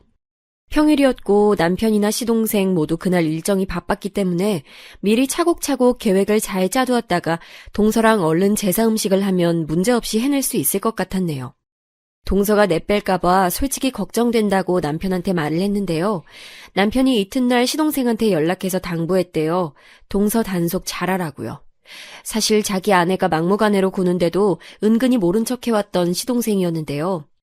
아무리 그래도 시아버지의 제삿날은 잘 지켜야 한다는 판단이 들었는지 시동생이 동서한테 제사에 꼭 참여해야 한다고 당부를 해놨습니다. 둘이서 부엌에서 이리저리 일을 할 생각을 하면 불편하긴 했으나 어쨌든 시아버지의 제사인 만큼 무조건적으로 따라야 하는 날이라고 생각했어요. 과연 동서가 협조적으로 나왔을까요? 제 카톡을 받고서 알았다고 답을 해서 저를 안심시켰던 동서는 곧 제 뒤통수를 때렸어요. 제사 하루 전날 저녁 저보고 집 앞에 나와 있으라고 하더군요. 자기가 뭐 줄 게 있어서 그런데요. 이게 웬일이지 준다는 게 뭘까 그런 생각을 하면서 저는 집 밖에 나가보았어요. 얼마 있다가 동서의 차가 앞에 멈춰섰죠. 동네 길이 후졌다느니 어쨌다느니 툴툴거리면서 운전석 창문을 내리곤 저에게 뭔가를 건넸습니다. 형님, 이거 받으세요. 제사 준비 잘 하시고요. 워낙 노동에 이골이 나신 분이니까 잘 하실 거죠? 이건 카드잖아. 동서 신용카드를 왜 나한테 줘? 아, 이걸로 장 보라는 거야? 혹시 동서는 제사에 참여 안 할 생각이야? 아무리 그래도 돌아가신 아버님 제사는 같이 해야지. 사람의 마음이고 정성이라는 게 있는 건데. 지금 드린 카드가 제 마음이고 정성이에요. 전 돈이 있으니까 카드로 떼우는 거고요. 형님은 거지니까 잔말 말고 몸으로 떼우시면 되는 거예요. 이로써 저는 제사에 제 몫을 다하고 참여한 셈이 되는 거죠? 이런 게 자본주의 사회랍니다. 제가 또 이렇게 무식한 형님한테 유용한 지식 하나 알려드렸네요. 그럼 형님, 수고하세요. 아니, 이미 어찌어찌 하기로 정해놓은 게 다 있는데 갑자기 그렇게 말을 하면 저는 어떡하나요? 너무 갑작스럽고 황당스러웠는데 제가 뭐라고 더 따져 물을 겨를도 없었어요. 깔깔 웃으면서 창문을 올린 동서가 바로 출발해버렸거든요. 차 뒷공무니만 바라보며 저는 절망했네요. 그리고 속이 답답했어요. 돈으로 때우는 사람, 몸으로 때우는 사람, 이렇게 세상은 정말로 구분이 돼 있는 거구나 싶어서요. 그냥 그런 생각이 자꾸만 들더라고요. 늦게 귀가한 남편이 별 문제 없는지 물어왔는데 아무 소리도 안 했어요. 시아버지의 제삿날을 성공적으로 보내는 게 가장 중요하다고 생각했으니까요. 결국 준비는 제가 다 했고요. 한의원 다녀오신 시어머니께서 도와주셨으며 일 끝나자마자 부랴부랴 달려온 남편이 마무리를 거들어 주었죠. 친척 어르신들도 총 5분 오셨는데 이 중에서 3분은 시동생과 동서보다도 먼저 오셨습니다. 그리곤 멋쩍은 기색으로 늦게 도착한 시동생과 동서를 곱지 않은 눈길로 쳐다보셨죠. 동서는 시어머니께로 가서 이렇게 쫑알거렸어요. 어머님, 이거요. 다 제 돈이에요. 제가 힘 좀 썼답니다.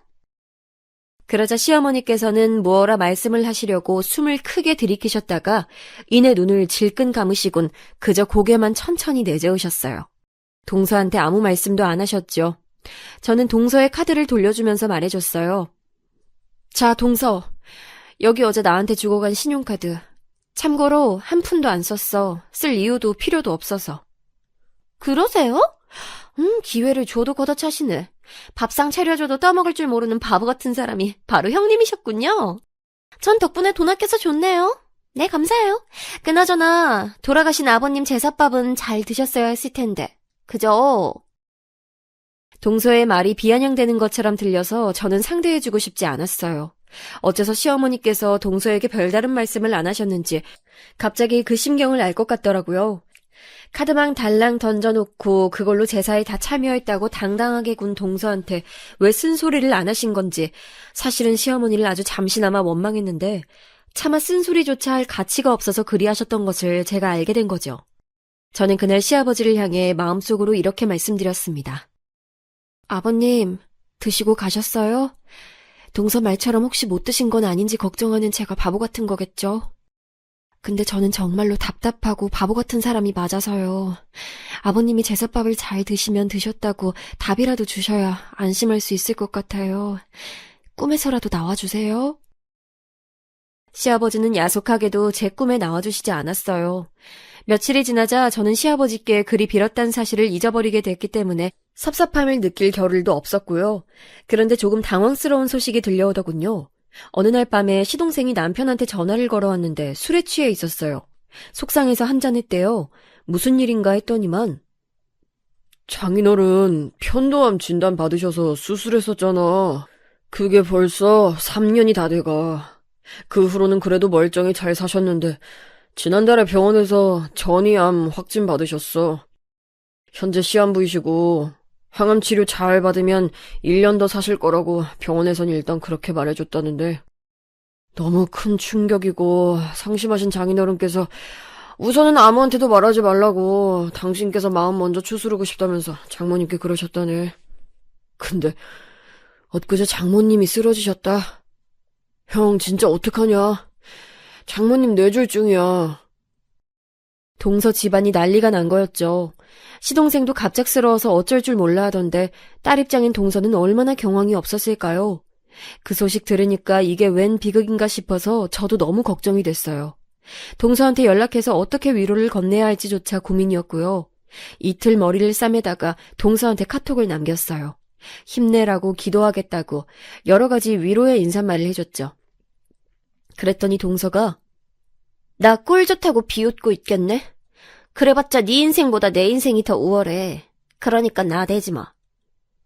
라고 몇 시간 후에 답장을 보내왔습니다. 그거 보고선 착잡한 긴 한숨이 나왔네요. 제 안에서 동서를 향한 여지를 남겨두지 않겠다는 결론을 내렸어요. 그래서 그쪽으로는 신경을 꺼버렸네요. 몇 달 후 남편과 둘이서 고대했던 축복이 찾아왔어요. 임신이었답니다. 시어머니께서 무척이나 기뻐하셨는데 시동생 동서 쪽은 분위기가 워낙 안 좋으니까 저희 보고 굳이 그쪽에다가 소식 전하지 말라고 하시더군요. 기회 봐서 당신께서 직접 알려주시든지 하겠다 하셨어요. 동서가 양친 일로 스트레스가 심한지 월경이 끊겼다는 얘기를 시어머니께서 저에게 조심스레 말씀해 주시기도 했네요. 저 임신 중기 때 동서가 부친상을 당했어요.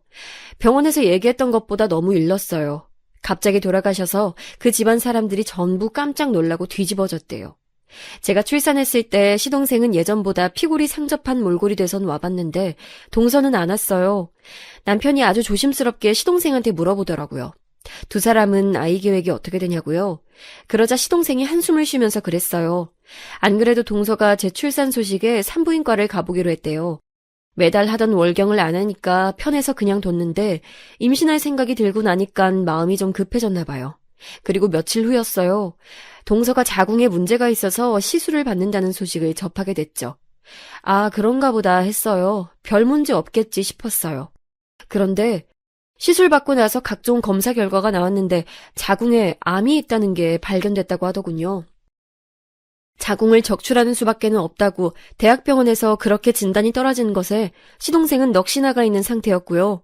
동서는 현실을 부정하면서 울다가 웃다가 이틀 내내 미친 사람처럼 행동하고 있다고 했어요. 시어머니께서는 이 무슨 해괴한 일이 다 있냐고 하시며 드러누우셨고요. 요새 머리가 아파 죽을 지경이란다. 그나마 우리 귀여운 손주 얼굴 보면서 내가 심신을 달래네. 네가 우리 집안으로 시집을 온 게 커다란 복이었나 보다. 먼저 떠난 우리 그 양반이 널 꼭 며느리로 삼아야 한다고 주장했던 게 전부 일리가 있었던 게야. 그런 시어머니 앞에서 제가 무엇라 말씀드릴 수 있었을까요? 그저 눈에 넣어도 안 아프다 하시는 저희 아이를 자주 보여드리는 것으로 효를 다할 뿐이었죠. 그 시기에 코로나 사태가 터졌고 상황이 심상치 않게 돌아가자 결국 동서는 병원의 강력한 권고에 따라 자궁을 적출하는 수술을 받았습니다. 코로나가 더 퍼지기 전에 얼른 병원에서 수술을 받는 게 낫다는 의견들을 동서가 받아들인 것이었죠. 그 후로 너무 기운 없이 지낸다고 그러길래 마음이 찜찜했는데 코로나 때문에 병원의 모습도 달라진 게 편찮으신 동서의 모친께는 큰 타격이었나 보더라고요. 아파서 치료받으면 비단 병원비뿐만 아니라 간병인 때문에 들어가는 비용이 정말 어마어마하더군요. 계속해서 안 좋은 일, 게다가 돈이 엄청나게 나가는 일만 생기는 바람에 원래는 금전적으로 여유롭다고 뻗댔던 동선의 집안이 거덜나 버렸어요. 마음이 각박해지자 서로에게도 날을 세우게 됐는지 시동생과 동서는 점차 사이가 멀어지더니 현재는 별거 중이에요. 아무래도 이혼까지 갈 것 같네요. 시동생이 그래도 몇 달 전부터 일이 잘 풀리고 있어서 시어머니께선 다행이라며 가슴을 쓸어내리셨고요.